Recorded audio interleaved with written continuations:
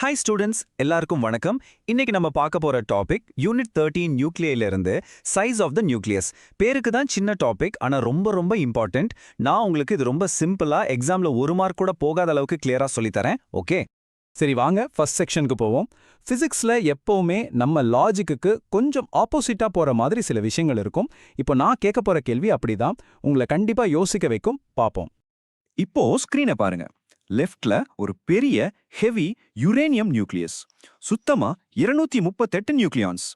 ரைட்ல ஒரு சின்ன லைட்டான கார்பன் நியூக்ளியஸ், வெறும் 12 நியூக்ளியான்ஸ் தான். என்னோட கேள்வி என்னன்னா, இதுல எது ரொம்ப டென்ஸா இருக்கும்? கொஞ்சம் டைம் எடுத்து யோசிச்சு சொல்லுங்க. எது அதிகமா அடர்த்தியா இருக்கும்?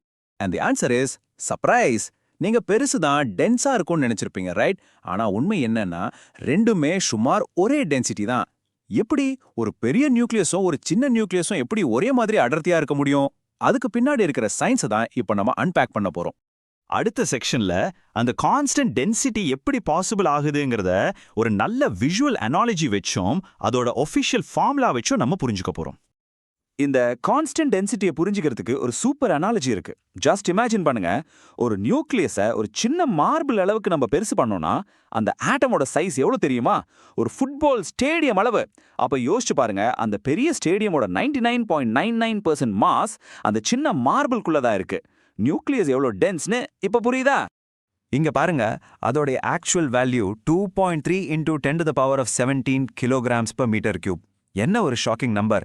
நம்ம எர்த்ல இருக்கிற எந்த ஒரு விஷயத்தை விட இது மில்லியன்ஸ் ஆஃப் டைம்ஸ் அதிகமா டென்ஸா இருக்கு.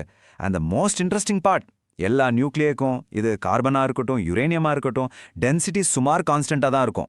இந்த கான்ஸ்டன்ட் டென்சிட்டிக்கு காரணம் இந்த ஃபார்முலால தான் ஒளிஞ்சிருக்கு. இதுதான் நியூக்ளியஸ் ரேடியஸை கால்குலேட் பண்ற official formula. R = R0 × a⁻1/3. இங்க Rங்கிறது நியூக்ளியஸோட ரேடியஸ், R0ங்கிறது ஒரு கான்ஸ்டன்ட், அதோட வேல்யூ 1.2 femtometer. அண்ட் A உங்களுக்கு தெரிஞ்சதுதான் மாஸ் நம்பர், யானி டோட்டல் புரோட்டான்ஸ் அண்ட் நியூட்ரான்ஸ். இந்த ஃபார்முலாவோட ஹீரோவே அந்த a⁻1/3 தான். இது என்ன சொல்லுதுன்னா, நியூக்ளியஸோட ரேடியஸ் மாஸ் நம்பர் ஏக்கு டைரக்ட்லி ப்ரொபோர்ஷனல் இல்ல, அதோட கியூப் ரூட்க்கு தான் proportional. So mass number double ஆனா ரேடியஸ் டபுள் ஆகாது.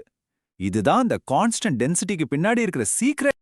ஓகே, தியரிலாம் பார்த்தாச்சு. இப்போ அடுத்த செக்ஷன்ல இந்த ஃபார்முலாவை யூஸ் பண்ணி ஒரு நியூக்ளியஸோட சைஸை கால்குலேட் பண்றது எவ்வளவு ஈஸின்னு பார்ப்போம். வாங்க சேர்ந்து ஒரு சின்ன ப்ராப்ளம் சால்வ் பண்ணலாம். ஆனா அந்த கால்குலேஷனுக்குள்ள போறதுக்கு முன்னாடி ஒரு சின்ன டவுட். இந்த விஷயம் எல்லாம் சயின்ஸுக்கு எப்படி தெரியும்? அதான் ரூதர்ஃபோர்டோட ஃபேமஸ் கோல்ட் ஃபாயில் எக்ஸ்பெரிமெண்ட் மாதிரி எக்ஸ்பெரிமெண்ட்ஸ். சிம்பிளா சொல்லணும்னா, அவங்க ஆல்ஃபா பார்ட்டிகல்ஸை நியூக்ளியஸ் மேல பவுன்ஸ் பண்ணி அது எப்படி தெரிச்சு வருதோ அதை வச்சு நியூக்ளியஸோட சைஸை மெஷர் பண்ணாங்க. ஓகே, நம்ம இப்போ அயன் 56ஓட ரேடியஸை கால்குலேட் பண்ணலாம். ரொம்ப சிம்பிளான 3 ஸ்டெப்ஸ் தான். ஸ்டெப் 1, அயன் 56ஓட மாஸ் நம்பர், யானி ஏ என்ன? 56. ஸ்டெப் 2, அந்த 56க்கு கியூப் ரூட் எடுக்கணும். ஸ்டெப் 3, கிடைக்கிற ஆன்சரை அந்த கான்ஸ்டன்ட் R0, யானி 1.2 femtometer கூட மல்டிப்ளை பண்ணிடணும். அவ்வளவுதான். நீங்க கரெக்டா கால்குலேட் பண்ணீங்கன்னா ஃபைனல் ஆன்சர் கிட்டத்தட்ட 4.6 FM வரும். இங்க FMனா ஃபெம்டோமீட்டர். இதுதான் நியூக்ளியஸோட சைஸை சொல்றதுக்கு யூஸ் பண்ற ஸ்டாண்டர்ட் யூனிட். ஒரு ஃபெம்டோமீட்டருங்கிறது 10⁻⁻15 மீட்டர். ரொம்ப ரொம்ப சின்ன ஒரு அளவு.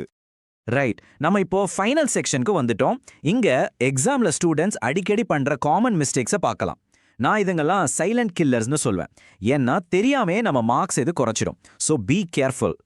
ஸோ முதல் and most common silent killer இதுதான். ஸ்டூடெண்ட்ஸ் எக்ஸாம் டென்ஷன்ல RS directly proportional to A அன்னு போட்டுருவாங்க. அது தப்பு. கரெக்ட் ரிலேஷன்ஷிப் என்னன்னா, radius is directly proportional to a⁻1/3. Please இதுல மட்டும் தப்பு பண்ணிடாதீங்க, இது ரொம்ப முக்கியம். நாம ஆரம்பிச்ச இடத்துக்கே திரும்ப வருவோம். இந்த தப்பான எண்ணம் வேண்டவே வேண்டாம். பெரிய நியூக்ளியஸ்னா அதிகமா டென்ஸா இருக்கும்னு கிடையாது. எல்லா நியூக்ளியையும் சைஸ் என்னவா இருந்தாலும் சரி, ஒரே மாதிரியான அன்பிலீவபிள் ஹை டென்சிட்டியில தான் பேக் ஆகி இருக்கும். சரி, குயிக்கா ஒரு சமரி பார்த்துடலாமா? எக்ஸாம் ரிவிஷனுக்கு இன்ன பாயிண்ட்ஸ் ஞாபகம் இருந்தா போதும். First, radius formula R = R0 × a⁻1/3. Second, அந்த a⁻1/3 ரிலேஷன்ஷிப். தேர்ட், எல்லா நியூக்ளியாய்க்கும் டென்சிட்டி கான்ஸ்டன்ட். ஃபோர்த், நியூக்ளியஸோட சைஸை மெஷர் பண்ற யூனிட் பேரு ஃபெம்டோமீட்டர். ஓகே, இந்த டாபிக்கை முடிக்கிறதுக்கு முன்னாடி என்கிட்ட உங்களுக்கு ஒரு கேள்வி இருக்கு.